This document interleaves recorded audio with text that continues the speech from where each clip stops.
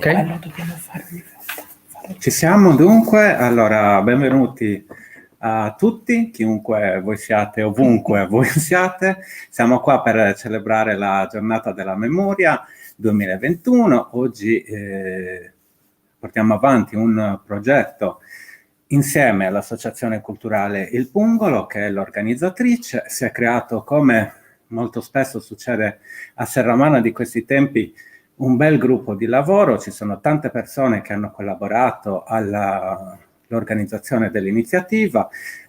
Abbiamo con noi l'Associazione Internazionale Città della Terra Cruda, che ci ha concesso la collaborazione per quel che riguarda l'utilizzo della piattaforma del Festival Internazionale della Letteratura Autobiografica Strangius. Abbiamo con noi la biblioteca comunale, abbiamo con noi soprattutto la biblioteca gramsciana Onlus di Ales, dicevo un bel gruppo di persone che si sono impegnate per la riuscita di questa iniziativa organizzata per celebrare una giornata di straordinaria importanza, che è la giornata della memoria, all'interno del quale ovviamente si commemorano tutte le vittime dell'Olocausto, una giornata che di questi tempi è particolarmente importante in quanto tutti abbiamo visto recentemente alcuni fatti di cronaca che ai più sensibili di noi, ma penso proprio a tutti, hanno un po' fatto accapponare la pelle. Parlo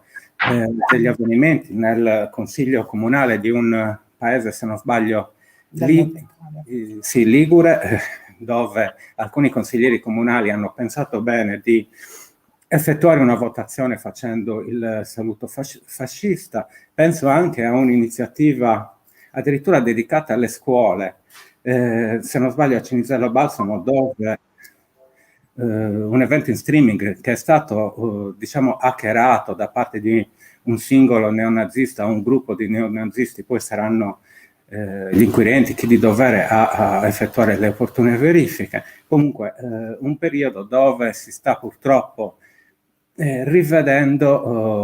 si stanno purtroppo rivedendo determinati atteggiamenti, determinate situazioni che purtroppo ci comunicano una cosa, soprattutto quella che dobbiamo sempre di più impegnarci per non perdere la consapevolezza di quanto sia accaduto durante la Seconda Guerra Mondiale e di quanto i valori della resistenza, della memoria siano di fondamentale importanza per continuare a costruire ogni giorno una società civile e rispettosa del prossimo e delle diversità.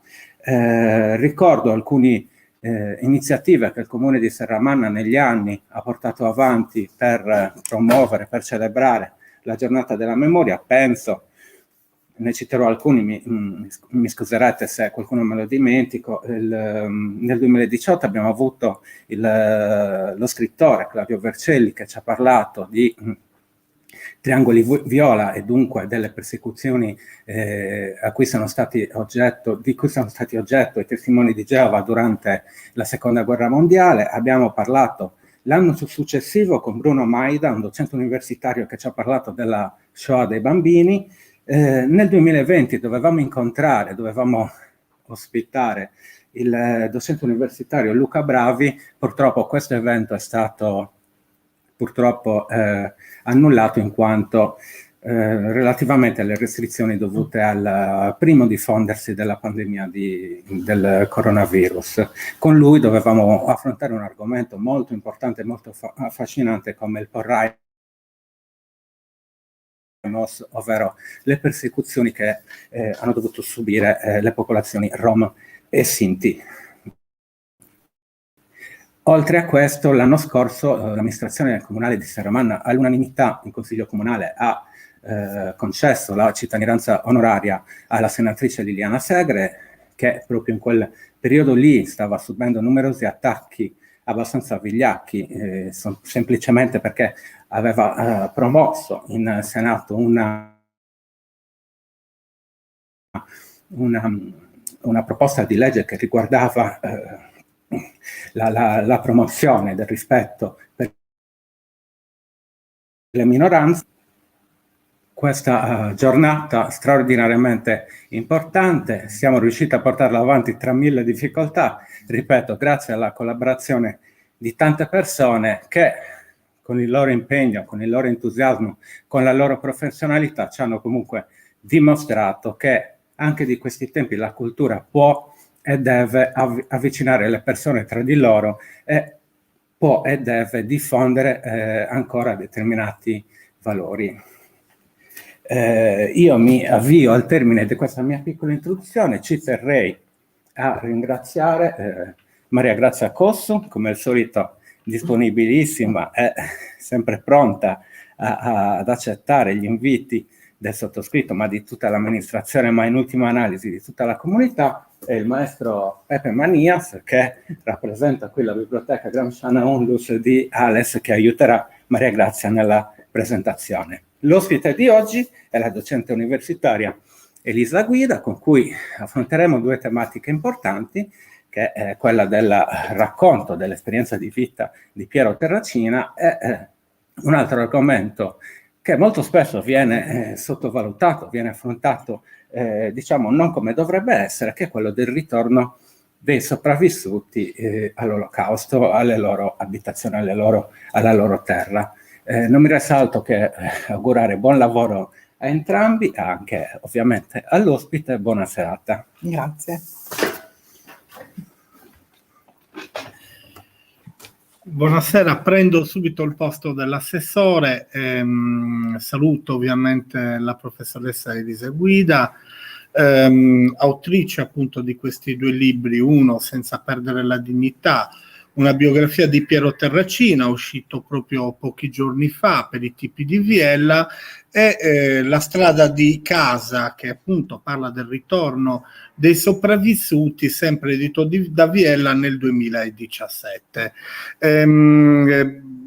La dottoressa, insomma, la professoressa Guida è indubbiamente uno degli esponenti della cultura e degli studi specifici sulla Shoah, che ha studiato degli aspetti molto interessanti. E io partirei con una domanda per poi lasciare a Maria Grazia le restanti, che è una domanda che ha a che fare col suo ultimo libro, o meglio, è una biografia su un testimone. David Bidussa tempo fa scrisse un libro intitolato L'ultimo testimone. Cosa significa fare la biografia di un testimone sapendo che prima o dopo questi testimoni non ci saranno più? Allora, innanzitutto buonasera a voi, buonasera a tutte le persone che ci stanno ascoltando, grazie per l'invito, grazie in particolar modo a te che è circa un anno che cerchi di farmi venire lì e alla fine ce l'abbiamo fatta. E la tua domanda mi coinvolge da due punti di vista, da un punto di vista intellettuale storico e da un punto di vista personale. Che cosa significa? Tu fai riferimento a quello che scriveva David Bidussa, cioè a ciò che Bidussa ha lanciato e poi dopo come faremo. Io ho cercato di rispondere lavorando ad una biografia e quindi proponendo un modello che per ora non era stato proposto per gli ex deportati. È molto più comune che gli ex deportati abbiano la trascrizione della loro testimonianza, abbiano delle interviste, abbiano delle videoregistrazioni, ma non una biografia. E io ho pensato che invece potesse essere una risposta proprio alla memoria del dopo come faremo. Dopo non so quanto la trascrizione di una testimonianza possa avere la stessa forza della testimonianza in prima persona. Piero che tuona quando parla, credo che nessuno sarà in grado di riprodurlo, neanche un video se non è fatto lì per lì. Forse un racconto abilmente condotto, perlomeno così si spera, può dare quelle suggestioni che ci aiutano a ricostruire intanto tutta la storia e quindi che ci aiutano a non ridurre la vita di una persona all'esperienza della deportazione, per quanto liminare, per quanto drammatica essa sia stata, e anzi un'attenzione alla microstoria ci aiuta ad attraversare un periodo storico. Ti faccio solamente un esempio per capirci: la favola della buonanotte di Piero è la Breccia di Porta Pia, perché il nonno c'era e si ricorda quando avvenne, si ricorda quando aprirono i cancelli del ghetto, o si raccontava in famiglia della corrispondenza epistolare, dello scambio di lettere tra la mamma e il papà, dato che il papà era al fronte durante la Prima Guerra Mondiale. E quindi è anche un modo per raccontare trasversalmente quella parte di storia d'Italia che poi ci porta sia al fascismo, sia alla guerra, sia alla deportazione dall'Italia, ma anche la parte successiva. Il libro, per quanto abbia dei buoni flashback all'inizio, in cui appunto cerco di recuperare la memoria della famiglia, e incomincia il giorno in cui Piero nasce e finisce in un tempo doppio in qualche modo. È il 2015, ma in realtà attraverso il ricordo è anche il 1945. Quindi forse può essere una risposta, e la risposta a questo interrogativo è non lasciare la testimonianza da sola e fare della fonte orale, del racconto orale, un vero e proprio strumento per fare storie. Da un punto di vista più personale, io ho incominciato a scrivere questo libro con Piero, o meglio ho cominciato a scriverlo io, ma su sua richiesta, e quindi era un progetto nostro. E che cosa significa? Significa sentirsi investiti di un'enorme responsabilità. Io non ho l'ambizione di aver restituito Piero Terracina, ho l'ambizione di aver restituito una parte di quello che io ho imparato da Piero Terracina, dato che ho avuto la fortuna di volergli bene, di essergli amica per tantissimo tempo. E quindi ho cercato di unire. Grazie. Non stai lì. Sì, tanto. Allora, ciao Elisa, io e te adesso parleremo un attimo un po' dei tuoi libri. Innanzitutto ti volevo fare i complimenti perché davvero c'è il rigore di un'opera storiografica, quindi la ricostruzione di questo grande mosaico storico, che sono appunto gli anni del fascismo e della seconda guerra mondiale in particolare, e poi invece riesce ad unire veramente questa grande capacità di guidare il lettore, insomma, in una storia personale profondissima che suscita grande emozione. E quindi hai veramente questo grande dono di saper restituire l'umanità, ma anche la difficoltà, la durezza del momento storico che hai descritto così bene. Io volevo partire subito dal libro su Piero, no? E quindi, non lo so, ti chiediamo di guidarci un po' nel racconto di questa sua vicenda. E partirei proprio da questa domanda. Chi era Piero Terracini? Raccontaci qualcosa di lui, della sua famiglia, dei primi anni, della sua infanzia, insomma. Piero Terracina è un ragazzino normale, è un ragazzino che nasce e cresce in una famiglia normale, e insisto su questo aspetto, la normalità, perché da un punto di vista storico è un aspetto importante. Gli ebrei a Roma vivono integrati insieme agli altri ebrei. È un discorso che vale a Roma, ma è un discorso che vale anche in Italia, insieme alle altre persone che professano religioni differenti. Piero nasce in una famiglia dove ci si vuole bene, nasce in una famiglia dove i nonni a un certo punto vanno a vivere con il figlio maggiore, che è il papà di Piero. Ha 2 fratelli e una sorella. Vorrei dargli dei nomi perché in realtà uno dei tentativi di questo libro è quello di riuscire a ricostruire un po' il profilo di tutti i Terracina, quindi non saranno più il fratello di Piero, la sorella di Piero, ma Cesare e Leo Terracina nel caso dei fratelli, Anna Terracina, Lidia Ascoli che è la sua mamma, Giovanni Terracina che è il suo papà, Leone Davide che è suo nonno, e quindi vivono in una famiglia che non è tipicamente rappresentativa dell'ebraismo romano, non è l'ebraismo di piazza, non è il ghetto, non sono ebrei ricchi, è semplicemente una famiglia che grazie all'emancipazione, grazie al lavoro durissimo prima del nonno e poi del papà, è riuscita a ritagliarsi una buona posizione. Questa buona posizione emerge anche attraverso alcuni dettagli della testimonianza di Piero. Uno al quale sono particolarmente affezionata è l'immagine che vede Piero mettersi in punta dei piedi, alzare il braccio per arrivare al grammofono, e il grammofono non era in tutte le case, il grammofono, la radio, il telefono, insomma stiamo parlando del periodo precedente alla guerra. Ancora, ecco, ti racconto un aneddoto che a me ha molto colpito. Quando Piero va a scuola, chiaramente come tutti i bambini che frequentano la scuola completamente fascistizzata, la scuola fascista, c'è il libro unico di Stato, lui deve imparare le canzoni del fascismo, deve imparare giovinezze e così via. E mi racconta e mi dice, certo che le ho imparate, c'era una dittatura, non è che si stava lì a sindacare. Il problema è che lui sapeva Bandiera Rossa, perché era la nonna che gli raccontava, che gli faceva cantare Bandiera Rossa. E quindi il bambino si trova schiacciato da queste due sfere di valori permettimi opposte, e la mattina si canta giovinezza e il pomeriggio si canta di nascosto Bandiera Rossa a 6 anni con la nonna.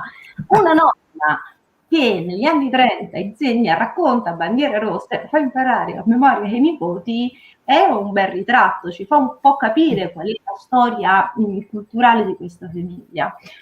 Di questa famiglia che ti dicevo non è una famiglia ricca e riesce a fare un'azione di resistenza alle leggi razziali pazzesca, resistono fino al 1944, resistono non solo riuscendo a trovare da mangiare, non è solamente quello, vorrei anche dare un'altra dimensione delle leggi razziali, resistono costruendo, i fratelli costruendo di nascosto la radio a galena, resistono andando al mare, resistono difendendo la vita.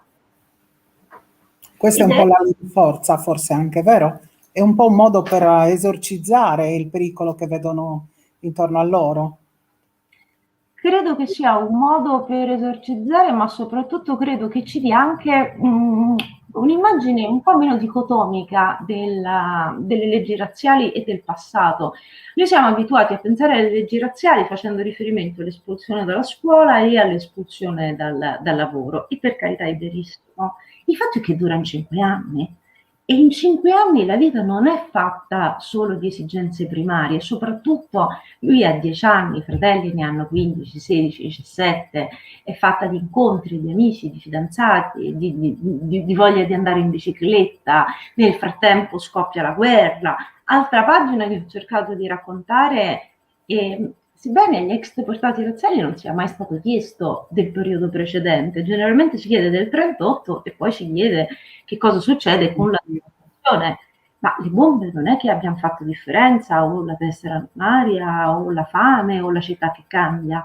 E Piero c'era al bombardamento di San Lorenzo, che è il bombardamento più grande a Roma, e si spaventa, si mette. E quindi ho cercato un po' di ricostruire quell'atmosfera. Lui aveva consapevolezza di quello che sarebbe avvenuto dopo, no? Se rimaniamo un po' in quest'epoca dell'estate del 43, l'estate del 38, quando ancora circola il manifesto sulla razza, no? Quelle che saranno poi le misure sono ancora in fase di bozza, possiamo dire così. Ha consapevolezza di quello che avrebbe significato poi nella vita della sua famiglia, ma in generale degli ebrei? No, lui ha consapevolezza quando viene mandato via da scuola. Quello è un momento che determina la fine della sua infanzia. Perché tra l'altro è un momento assai brutale che ci fa anche ragionare non solo sulle responsabilità collettive degli italiani che diamo per assodate, ma anche sulle responsabilità individuali. Piero è cacciato fisicamente dall'aula dalla maestra. Quindi non solo il dovere di mettere in atto una legge dello Stato, e non far prevalere la legge della morale, ma anche metterlo in atto brutalmente, perché significa cacciare un bambino davanti agli altri bambini, umiliarlo, cioè mandare fuori un bambino dall'aula e dire tu non sei più il benvenuto, e lui tornerà a casa da solo e chiede perché alla mamma. E la mamma non ha una risposta, si mette lì, lo coccola, lo bacia, lo abbraccia, ma al perché non sa rispondere. E quello è il crollo del mondo degli adulti. Cioè la maestra che gli diceva quanto sei bravo lo manda via. La mamma che non ha una risposta. Beh, a 9-10 anni, quando i genitori non hanno la risposta, significa che la risposta non c'è. Quindi non consapevolezza, la consapevolezza arriva in un secondo momento e soprattutto io ho trovato questa definizione partendo da un saggio straordinario di Donatella Levi, cioè è l'attesa della catastrofe. E quindi, tant'è che, guarda, prendendo le pagelle, Piero ha un peggioramento a scuola. Ed era un bambino che andava molto bene, aveva imparato a leggere col nonno, perché a un certo punto lui dice mi sentivo inutile, mi sentivo in pericolo, e quindi se ti senti in pericolo a 12 anni vai a giocare a pallone, non ti metti a studiare. Ascolta, tu ti sei soffermata anche su due momenti molto importanti, no, per la storia degli ebrei romani, che è il momento della razzia, della grande razzia dei 50 kg d'oro che devono essere, come dire, messi a disposizione nello spazio di 36 ore, e poi l'altro terribile episodio che è la grande rettata del 16 ottobre.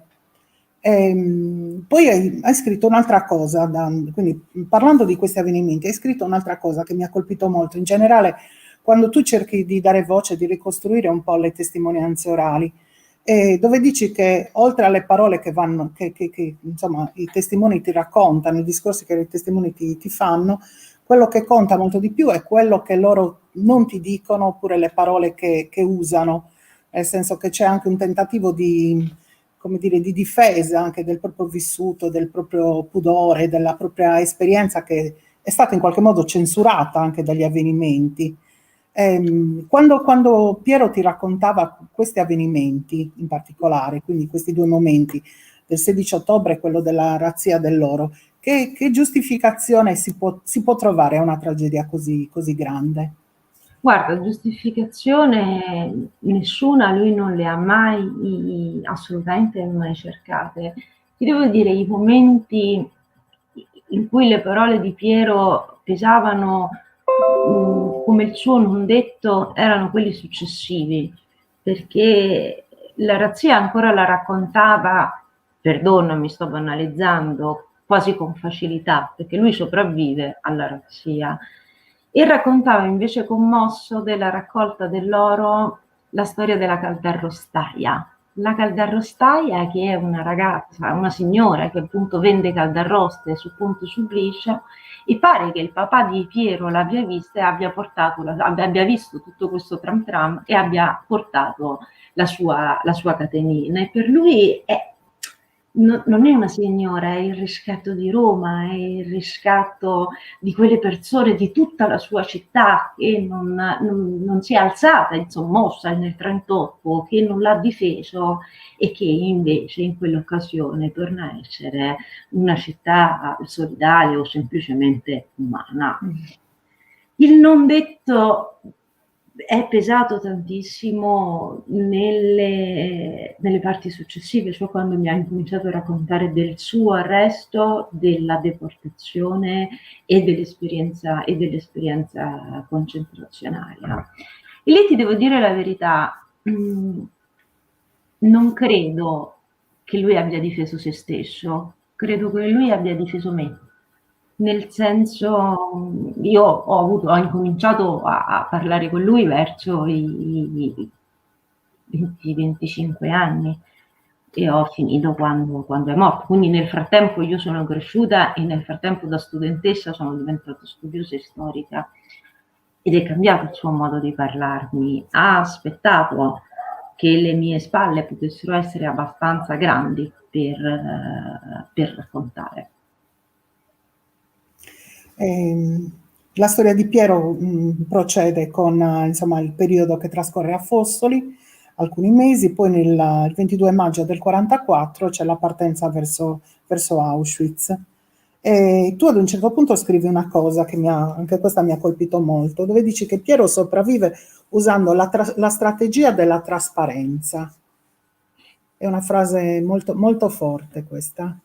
Ti ringrazio perché ho fatto fatica a trovarla, perché l'idea era quella di non farsi vedere, di non farsi notare, di adottare quello che oggi chiameremo il basso profilo. Ci poteva morire per qualunque cosa. Lui poi era rimasto particolarmente, drammaticamente colpito dall'unico assassino al quale aveva assistito prima di arrivare ad Auschwitz, cioè a Fossoli, quando questo ragazzo davanti a lui non si leva il cappello e viene ucciso a bruciapelo. E probabilmente è da lì che decide di stare a testa bassa. Considera che c'è un momento liminare della sua esperienza. Lui, fino all'arrivo ad Auschwitz, è figlio. Il libro è costellato da c'era il mio papà ha provato il nonno, sì. C'è quella parte straziante in cui loro stanno per essere trasferiti a Fossoli, i camion si fermano e i prigionieri pensano che si tratti di una strage analoga a quella delle Fosse Ardeatine, e questo padre che dice: buttati a terra, io mi butto su di te, hai bisogno di uno scudo, io ti faccio uno scudo. Che è un amore che mi ha molto colpito, perché è talmente forte da essere lucido, razionale, non ha una sbavatura, non ha una parola in più. E fino a quando lui non arriva ad Auschwitz, anche tutto il viaggio, lui vive all'ombra di Giovanni e ha già imparato che i genitori non sono onnipotenti, però è figlio. Smette all'improvviso di essere figlio con i genitori assassinati. E l'unica cosa che riesce a fare, e probabilmente la strategia giusta, è quella di rimanere in seconda linea. Piero non era un protagonista, non era, e non lo è stato neanche nel periodo successivo, è stato poi secondo me un gigante della democrazia, ma non un protagonista nel senso più classico del termine. Un'altra cosa che mi ha colpito è stata in qualche modo come dire, 2 pagine, arrivando un po' verso la fine del tuo libro, quando dici che è molto difficile riuscire a tornare alla normalità. E anche dopo la liberazione appunto del lager da parte dei russi, questo momento, insomma, un po' in questa terra di nessuno, dove si aspetta per piano piano poter tornare a casa, ci sono diverse esitazioni prima di riuscire davvero ad affrontare questo momento così tanto sognato, desiderato, ma con la paura, forse anche lo spavento di non trovare più quello che c'era prima. Quindi anche come dire, la difficoltà di accettare quello che ancora non si conosce. Posso leggere una parte piccolissima un attimo? Sì.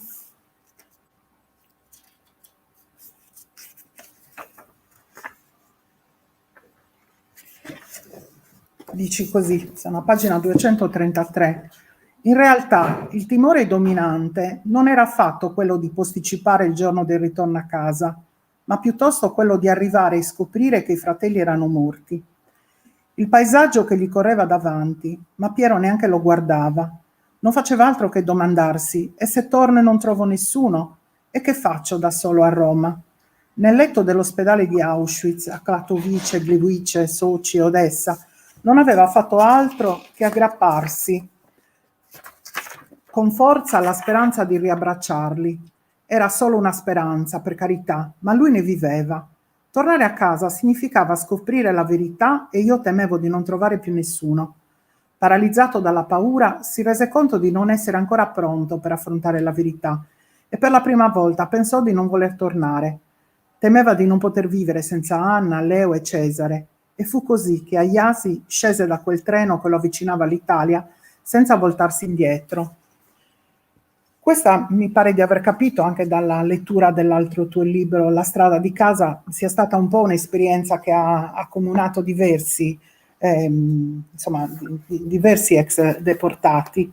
Come dire, la tragicità dell'universo concentrazionario sembra mantenere ancora un po' i suoi tentacoli, insomma la sua forza, nonostante fossero ormai già passati diversi mesi, nonostante li separassero da questo luogo di morte diverse migliaia di chilometri.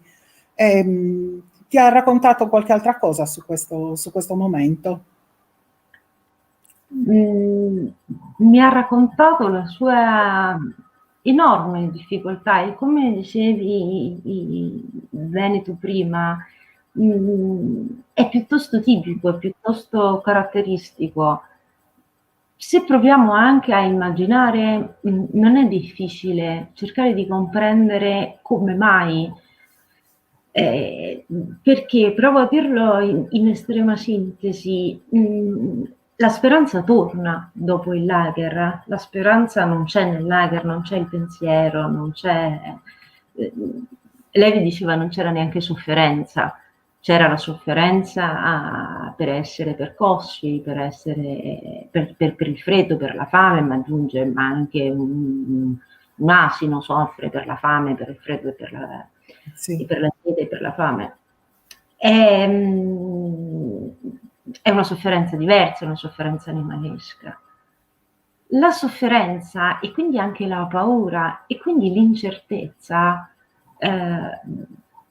sono dei sentimenti tipicamente umani. Quindi nel rimpatrio, nel momento in cui si ritorna ad essere degli esseri umani, è chiaro che il primo pensiero va da chi non ce l'ha fatta, e ciò che è dilaniante però è la sorte, è il pensiero per la sorte di coloro i quali sono partiti per le marce della morte, perché se della madre e il padre Piero ha la certezza e sa che non li rivedrà, perché la vita del campo presupponeva che nei primi giorni di prigionia, quando i nuovi prigionieri, i nuovi arrivati chiedevano dove fossero le persone, i familiari che non vedevano più, generalmente rispondeva una persona più esperta dicendo: vedete quel fumo, lì ci sono i vostri familiari. Lui lo sapeva benissimo, ma Anna, Leo e Cesare li aveva visti partire, e tra l'altro Anna, Leo e Cesare sono i fratelli maggiori con i quali lui si è formato in qualche modo trotterellando dietro ai fratelli, quindi sono imbattibili, sono forti, sono belli, sono dei miti, come per tutti i fratelli minori, tra l'altro quando c'è questa differenza. E quindi dice, magari si sono saltati, magari non tutti e tre, ma uno lo troverò. Io l'ultimo documento che ho ritrovato nel suo archivio, in cui lui cerca il corpo del fratello, è degli anni 2000, è rimasta una ferita aperta per tutta la vita, e quindi in qualche modo spera, addirittura lui si innamora, altra cosa comunissima, tantissimi si innamorano, è palesemente il ritorno alla vita, l'innamoramento, la relazione, l'incontro, e lascia poi questa ragazza perché ha due mondi, cioè o vivere con lei e ricostruire questa sua vita socia, oppure tornare a casa e vedere se qualcuno si è salvato. E quindi con la speranza riesce anche a contattare l'ambasciatore, cioè vuole tornare ed è determinatissimo.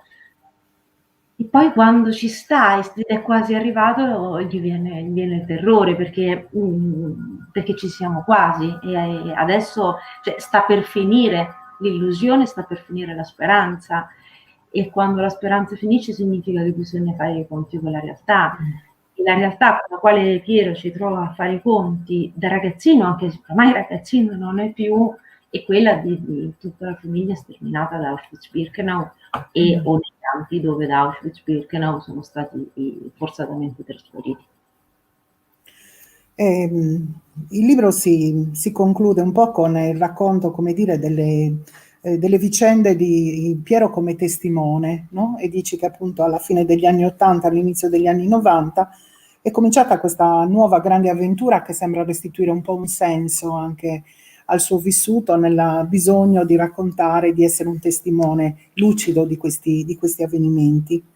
e quindi comincia a frequentare le scuole, a raccontare e soprattutto comincia a guidare anche i gruppi nei pellegrinaggi al lager. Questo tipo di attività tu l'hai conosciuto insomma anche negli ultimi periodi, quindi gli ha restituito un po' di serenità, è riuscito in qualche modo a elaborare questa grande ferita che aveva dentro di sé? Guarda, la risposta più onesta che ti posso dare è non lo so. Posso però aggiungere che Piero ha vissuto, lui diceva sempre 2 vite.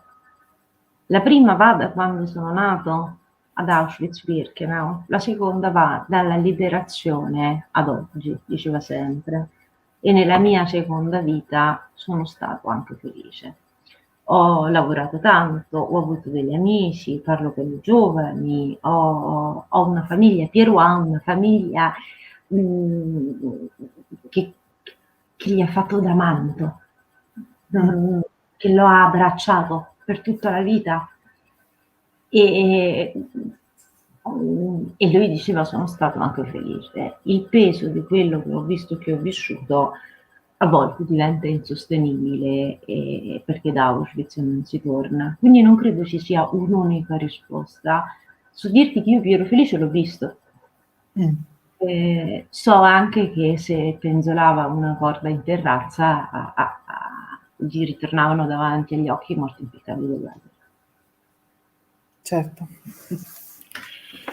Posso leggere una cosa? Sì. Il rientro, il ritorno poi lascio di nuovo la parola a Maria Grazia, il ritorno dei sopravvissuti, un po' noi tutti abbiamo letto La tregua di Primo Levi, molte testimonianze dicono quando sono tornato ho trovato il campo di concentramento nel luogo di rientro. Ecco, questo per Piero Terracini è avvenuto oppure la famiglia, questo manto creato dalla famiglia ha fatto sì che questo non accadesse?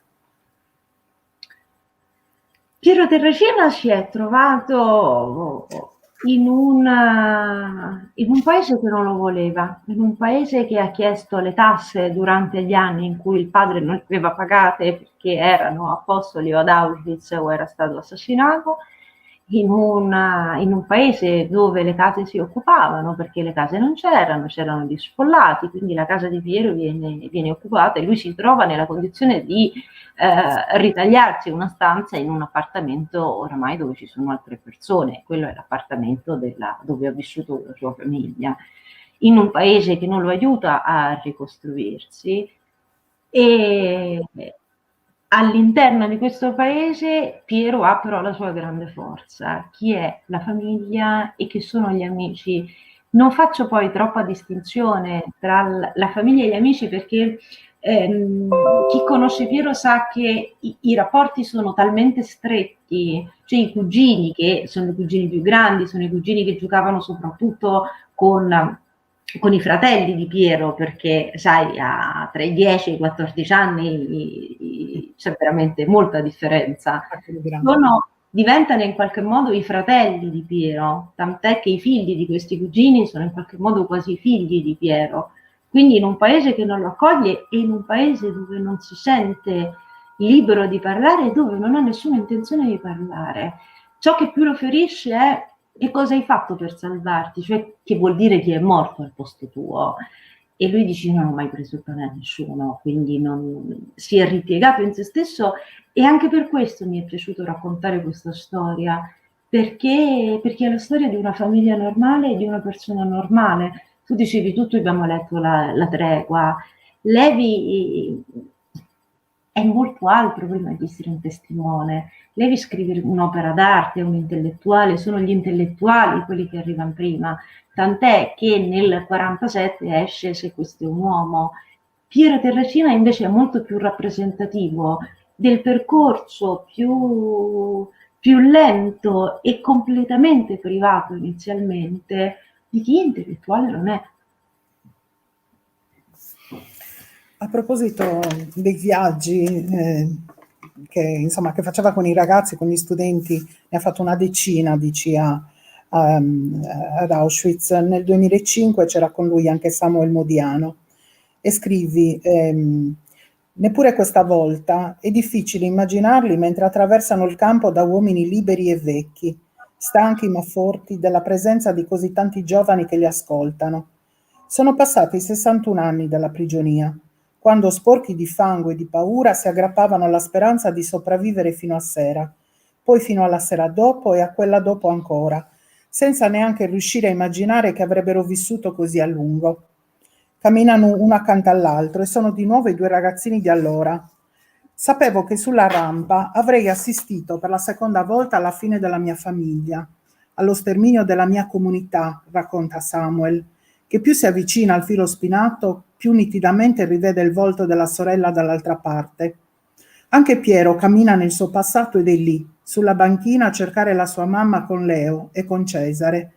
Ecco Lidia, mentre allontana disperata i figli e dice loro addio. Giovanni che cammina verso le camere a gas. Anna che fino alla fine si era preoccupata per il fratello più piccolo. Io sto bene, mentì in quel loro unico incontro, ma dimmi di te. Travolti dalle immagini delle loro stesse vite, Piero e Samuel si stringono e si allontanano dal gruppo. Si guardano per farsi coraggio. Siamo ancora vivi, Piero. Com'è possibile? Gli chiede Samuel. Ma Piero non lo sa ed è per questo che non risponde.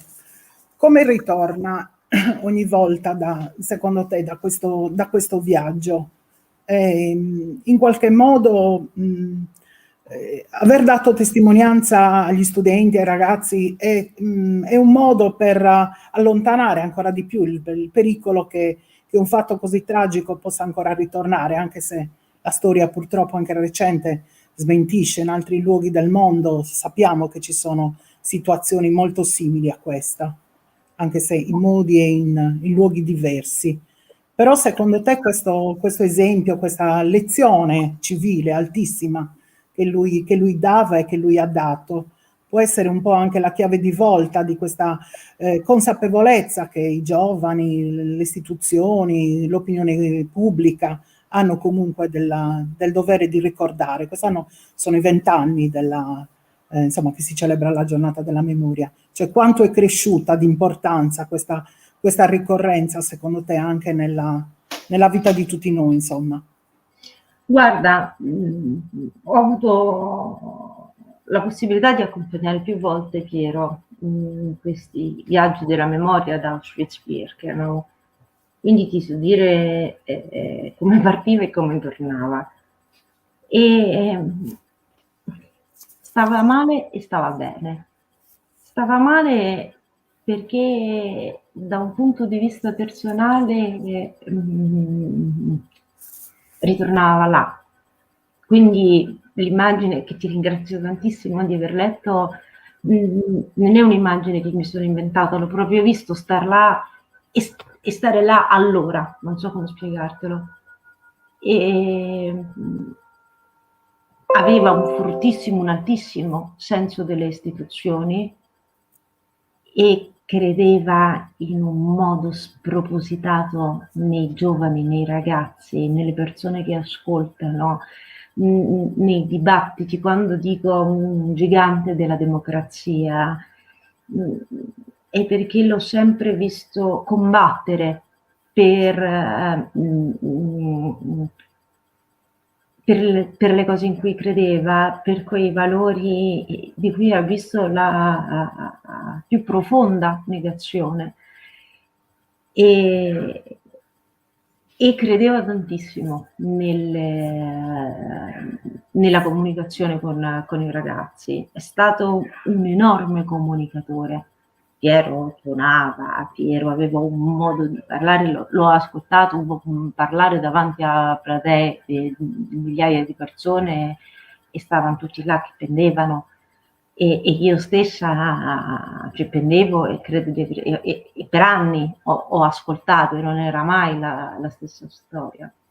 Un fortissimo senso delle istituzioni che faceva sì che io non credo che lui non cogliesse le contraddizioni del giorno della memoria, io credo che le cogliesse bene, ma andava bene uguale. Lei ha scritto: non bisogna esagerare con la retorica e la celebrazione, un minimo di retorica e un minimo di celebrazione è insito. in ogni manifestazione. E credo che Piero lo vedeva quando questa retorica e questa celebrazione diventava un po' troppo, perdonami, propagandistica. E ci si è trovato e mi ci sono trovata con lui. Intanto avevo un forte senso delle istituzioni e quindi se c'era c'era e non c'era per dare giudizi. E poi metteva sulla bilancia il fatto che sì, magari ci potevano essere degli interessi che non erano specificatamente per la conoscenza, però lui aveva l'occasione di parlare con i ragazzi e quindi tutto il resto passava in secondo piano. Io vorrei passare adesso invece all'altro libro che hai scritto, La strada di casa e il ritorno in Italia dei sopravvissuti alla Shoah. Tu scrivi all'inizio che questo grandissimo tema del ritorno a casa inizialmente sembra, insomma, essere stato un po' trascurato forse rispetto come dire, alla testimonianza, al racconto, diciamo, del lager. Forse anche perché lo spieghi molto bene, forse anche perché come dire, chi tornava a casa molte volte aveva fretta di dimenticare oppure trovava intorno a sé delle persone che non volevano più sapere, conoscere queste storie. La bellezza di questo tuo grande libro appunto è stata quella ancora una volta di aver coniugato la grande storia, gli avvenimenti, le modalità con cui storicamente sono avvenuti questi, è avvenuto il rimpatrio poi con le piccole storie individuali. Ecco, io non conoscevo per niente questa parte diciamo, della storia, ecco, non so, l'intervento della Croce Rossa, il fatto che anche il Vaticano si fosse attivato. Ecco, non so se ci vuoi raccontare qualcosa su questo e poi passiamo alla testimonianza e alle testimonianze invece dei... Sì, da un punto di vista politico è un problema enorme che ogni paese ha, cioè quello di andare cioè quello in qualche modo di assistere. Considera che per quanto riguarda che con la Convenzione di Ginevra i prigionieri vanno restituiti, non bisogna andarli a prendere. Eppure c'è modo e modo, molto spesso la vicinanza geografica e soprattutto il fatto che non stiamo parlando di prigionieri di guerra, ma stiamo parlando di deportati, fa sì che tantissime nazioni vadano a prendere i loro prigionieri. E probabilmente è anche per questo che siamo di fronte ad una pagina poco studiata. Io ti sto parlando di quella classe dirigente che ci traghetta alla democrazia, al referendum, all'Italia repubblicana, che fa molto poco perché culturalmente non riesce a capire. Da una parte politicamente ci sono gli americani, l'Italia è un paese senza case, senza ponti, senza strade, senza pane, quindi qui non è il Jacuzzi. Tante contingenze, insomma, sì. Però culturalmente non si capisce e lo dimostra il fatto che in realtà nelle varie strutture dispiegate al Brennero per i reduci gli ebrei non rientrano. Cioè, che cosa voglio dire? Voglio dire che per essere reduci, essere considerati reduci, quindi formalmente beneficiari dell'assistenza, della mela che ti dà la Croce Rossina e tutto quanto, bisogna rientrare in determinati standard. Gli ebrei non ci sono e vengono deportati dall'Italia in quanto ebrei e poi vengono dimenticati. Poi al Brennero ne usufruiranno uguale. Stiamo parlando di 500 persone che tornano su 8.000 che erano state deportate. Però che formalmente non si pensi a loro è un indice particolarmente importante. La Croce Rossa riesce a fare qualcosa, il Vaticano riesce a fare delle missioni. Si è a lungo discusso sul fatto che il Vaticano poi non abbia rimpatriato tantissimi italiani, però in realtà consideriamo il fatto che l'assistenza del Vaticano è un'assistenza... Noi siamo abituati a pensare al Vaticano come, tra virgolette, ad una cosa nostra. No, ma il Vaticano non è andato ad assistere gli italiani, poi a maggior ragione sono romana, lo sento, però in realtà assolutamente no, cioè quindi quegli aiuti sono giustamente stati distribuiti. Nel rimpatrio invece gli italiani sono stati agevolati perché dovendo ritornare a Roma ovviamente hanno aiutato gli italiani, ma è chiaro che gli aiuti non fossero solamente per gli italiani e si affianca a questo poi tutta invece un'attività fatta dalla Pontificia Commissione di Assistenza, e in qualche modo io direi quasi che si gioca, non voglio dire la partita elettorale, però cattolici e comunisti sono le due grandi bandiere che si occupano di assistenza, e obiettivamente l'assistenza della Pontificia Commissione è molto più efficiente di quella che riesce invece ad organizzare il partito che insomma sta riprendendo aria in quel momento. Quindi non occuparsi del rimpatrio forse ha significato anche non andare a smuovere determinate mancanze che il nostro paese ha avuto, determinate assenze da un punto di vista politico inteso in termine veramente etimologico, cioè da un punto di vista culturale. E quando Bassani scrive "quando la società rinasce non guarda in faccia a nessuno", ecco, pare sia andata proprio così. Quindi se da una parte i deportati vivevano invece un mondo fatto di rinascita, di riconquista di se stessi, di sogni, di aspettative completamente ingenue. Cioè, Levi scrive: immaginavamo un mondo dritto e giusto e sapevamo che il mondo dritto e giusto non esiste, ma lì dentro lo puoi sognare solo perfetto. E poi si rendono conto che non lo è, pensa alla violenza dei liberatori, ci sono gli stupri, cioè, questi liberatori che non riescono. Prima Manias citava il viaggio di Levi, quindi questi liberatori che non riescono a organizzare un viaggio. Tra l'altro i deportati liberati ad Auschwitz sono liberati prima della fine della guerra, sono liberati a gennaio, la guerra finisce a maggio. Quindi in questo caos che sintetizzava Enrica Zarfati dicendo andavamo indietro come i gamberi, ci si rende conto allora che i liberatori non sono poi solamente i buoni, che questa suddivisione dicotomica tra bene e male non c'è, tra guerra e pace non c'è, perché finisce la guerra ma non c'è neanche la pace. Allora si aspetta e dice vabbè, però quando arrivo nel mio paese non succede, invece si passa il Brennero e succede anche nel paese. Allora si dice vabbè, quando arrivo a casa mia non succede, invece magari a casa arriva il controllore sull'autobus e chiede il biglietto, oppure li fa scendere se non hanno il biglietto, quindi esiste anche a casa. Ascolta, e quanti di questi ebrei italiani poi hanno scelto di rimanere in Italia? O magari hanno optato per gli Stati Uniti oppure per la Palestina? Qual è stata un po', diciamo, l'esito del rientro? Sono rimasti da noi? Un po', quasi tutti. La storia degli ebrei italiani è particolare. È una storia, gli ebrei italiani sono italiani di religione ebraica, ma sono innanzitutto italiani, hanno un'italianità profondissima, vivevano c'è il processo di emancipazione, di uguaglianza con il resto della società, lo interrompe il 38 e lo interrompono le leggi razziali, ma si è creato quel sentire italiano.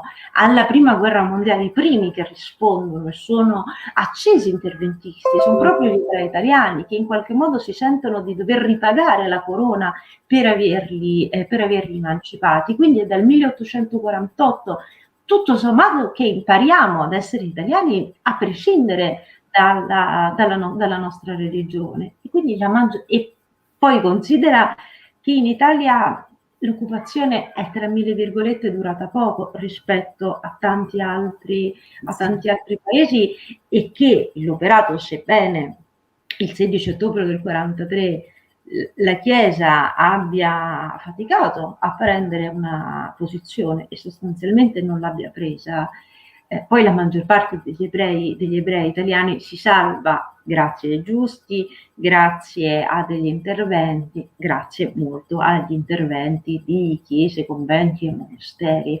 Quindi hanno qualcuno da cui tornare, hanno le loro città. Gli ebrei di Rodi hanno tutto distrutto, c'è una comunità morta.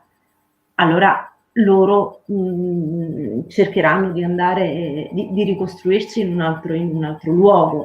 Gli ebrei italiani hanno la possibilità di ritrovare qualcuno. Piero non ritrova i fratelli e i genitori, ma ritrova i cugini che si sono salvati, ritrova gli zii, ritrova le sue strade, i suoi sapori, la sua Italia. È un po' il ritorno alla normalità, forse, vero? Con tanta fatica, con tanti conflitti, però, certo. E concludiamo così, sì. Io volevo chiedere un'altra cosa ancora, è un grande piacere ascoltarti. Ascolta, e invece il rimpatrio dei bambini? Il rimpatrio dei bambini nasce da... la verità è che il rimpatrio dei bambini nasce dall'ingenuità di chi ha condotto la ricerca, che a un certo punto si è detta vabbè, facciamo il rimpatrio dei bambini, ed è stata una sottrazione infinita, perché il rimpatrio dei bambini non esiste, perché i bambini vengono immediatamente assassinati nelle camere a gas, eppure esiste perché ci sono dei casi eccezionali.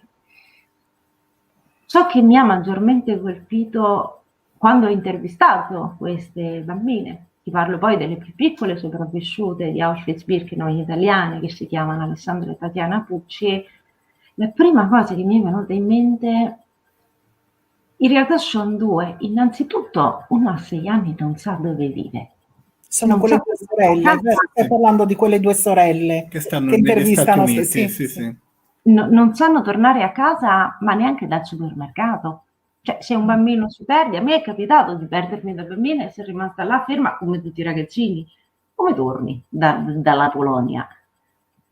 E poi hanno dimenticato la lingua, perché si perde, tant'è che quando sono riusciti a ricongiungersi alla mamma non la capivano, perché loro finiscono prima a Praga, imparano il ceco, poi finiscono in Gran Bretagna, imparano l'inglese, la mamma riesce a ritrovare queste bambine e però parlano inglese e si guardano questa mamma come a dire ma chi sei? Sì, la riconoscono, però non la sentono. La cosa che più mi ha colpito, tra le cose, perché devo dire è stata una delle parti più difficili della mia ricerca, sia da effettuare sia da raccontare. E il ricordo di questa mamma, a Birkenau le bambine erano nel Kinderblock, nel block dei bambini, e raccontavano che questa mamma ogni tanto riusciva ad andare a trovarle. Io immaginavo che portasse del pane, dei vestiti, non so io qualcosa. Invece loro mi raccontano di questa figura spettrale, e me lo raccontano anche intervistate singolarmente, di questa donna, perdonami, quasi sempre più brutta, senza capelli, sempre più magra, questo spettro che è lontano dall'immagine che loro hanno della loro mamma, che va lì e dice: ricordati che tu ti chiami Alessandra Bucci, ricordati che tu ti chiami Tatiana Bucci, come ti chiami? Mamma, tu ti chiami Alessandra Bucci e tu. Queste bambine che non capiscono, sono all'inferno, sono piene di morte, ma arriva sto fantasma a dire ricordati come ti chiami, cioè un qualcosa di particolarmente angosciante. Invece lì ho pensato quanto può essere forte l'intelligenza di una mamma, cioè io che mamma non sono, ho pensato vabbè, gli avrà portato un pezzo di pane, invece quello no, perché è immediato, ed è stata lei che gli ha dato l'identità in qualche modo, vero? Stava salvaguardando la loro identità. Ha dato lo strumento per tornare a casa, perché quando sono state liberate loro sapevano dire: io mi chiamo Alessandra Bucci, io mi chiamo Tatiana Bucci, e da lì hanno capito che erano italiani. Grazie. Adesso vado a memoria, spero di non fare una gaffa, ma mi sembra un libro di Robert Antelm, che era intitolato Una specie umana. E noi ci troviamo oggi, abbiamo potuto davvero vedere le due parti della specie umana, che è quello dell'oppressore e della vittima e del carnefice. Ti ringraziamo per questa tua grande testimonianza, che non è solo, non hai fatto solo una testimonianza parlando della giornata della memoria, ma anche una testimonianza di quella che è la microstoria, che è una delle branche della storia italiana più importanti, con Ginsborg, Grendi, Caracciolo, che hanno fatto grande la nostra storia e che possono parlare delle persone normali. E tu oggi hai parlato di una persona normale. Il titolo è un titolo bellissimo, senza perdere la dignità, senza perdere la dignità, che è proprio la storia di Piero Terracina. Mi concederai, prima di chiudere la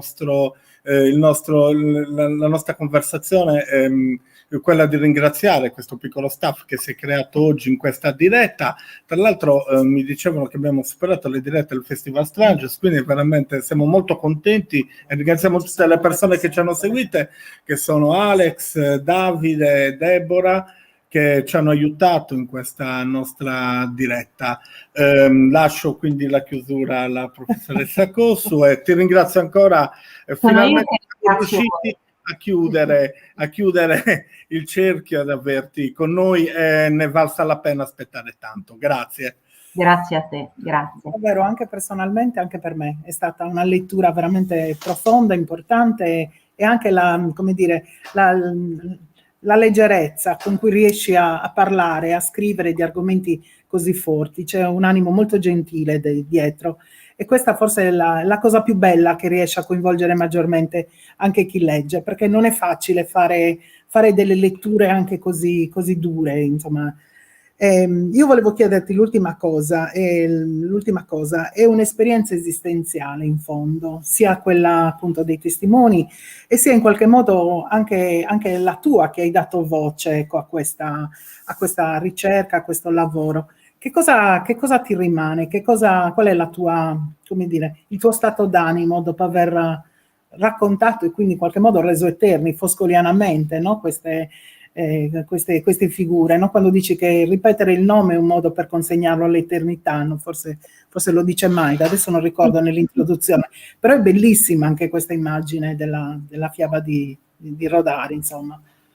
Ti ringrazio, io poi sono molto legata alla fiaba di Rodari, con la quale apro, tra l'altro senza dirlo, perché riprendo solamente nel titolo, e per fortuna Maida l'ha ripreso nella sua prefazione, sì, e tra l'altro a Maida, che voi avete conosciuto e che è intervenuto con voi la Shoah dei bambini, ma è stato il punto di riferimento fondamentale per riuscire a raccontare Piero bambino, e sono molto felice dei suoi consigli, della collaborazione, dell'aiuto. E che cosa mi rimane? Guarda, è una domanda difficilissima. La fine, in cui ti rispondo veramente col cuore in mano, la fine è stata molto, molto dura, perché Piero è morto. E lì ho capito in qualche modo quasi la natura testamentaria dell'operazione che lui mi aveva chiesto di fare, e mi sono sentito addosso una responsabilità enorme, e lì l'ho risolta facendo in modo che non fosse morto. La copertina viene da un quadro che a me piace molto, che è uno dei suoi ritratti fatto da Georges De Canino, e quel ritratto è un mio regalo di compleanno che mi ha fatto Piero. Al che, giocando, io lo prendevo in giro e dicevo: ma come è il mio compleanno e mi regali un tuo ritratto? No, mi dovresti regalare un mio ritratto, non sei mica Dorian Gray. E quindi poi al suo compleanno io gli ho regalato Dorian Gray.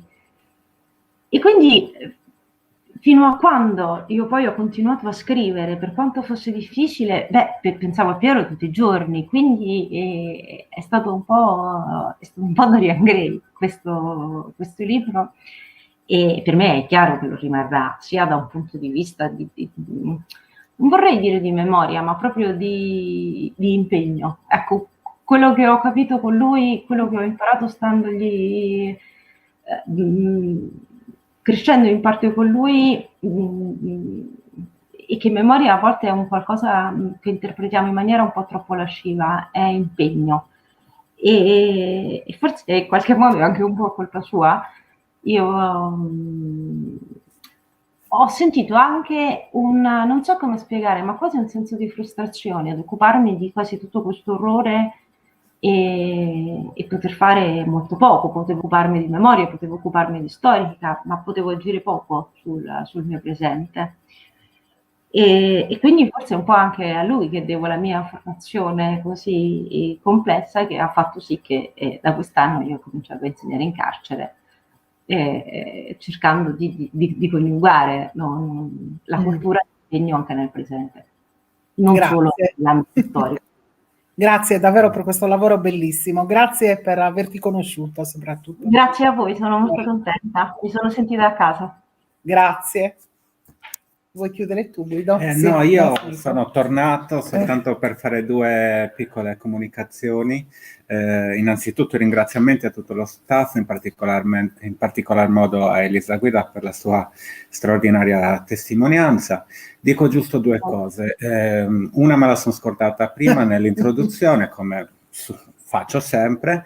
Noi non siamo qua nella biblioteca comunale di Serramanna, che oggi utilizziamo come location. Abbiamo voluto fare questo gesto proprio per dare questa comunicazione. La biblioteca, nonostante i tempi non propriamente propizi, tuttora svolge il suo servizio, è aperta anche se lavoriamo esclusivamente su appuntamento. La biblioteca di Serramanna è ancora un punto nevralgico della cultura serramanese, quindi invito tutti coloro i quali ci stanno ascoltando e ci ascolteranno, diciamo, in differita, di venire in biblioteca, di utilizzare i servizi che ancora stiamo fornendo, perché, ripeto, la biblioteca è un servizio fondamentale. La seconda comunicazione riguarda... I libri sono da Chicco.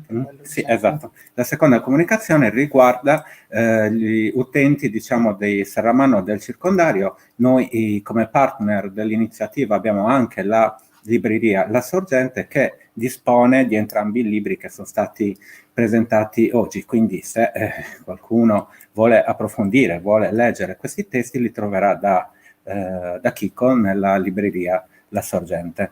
Per il resto, niente, ringrazio tutto lo staff, in particolar modo Maria Grazia, l'Associazione Culturale Il Pungolo, Giuseppe Manias e la Biblioteca Gramsciana Onlus di Ales. Non mi resta che augurarvi una buona serata e alla prossima. Grazie a tutti e grazie soprattutto a te, Silvia. Grazie ancora, arrivederci. Tanti auguri. Arrivederci. Grazie. Arrivederci.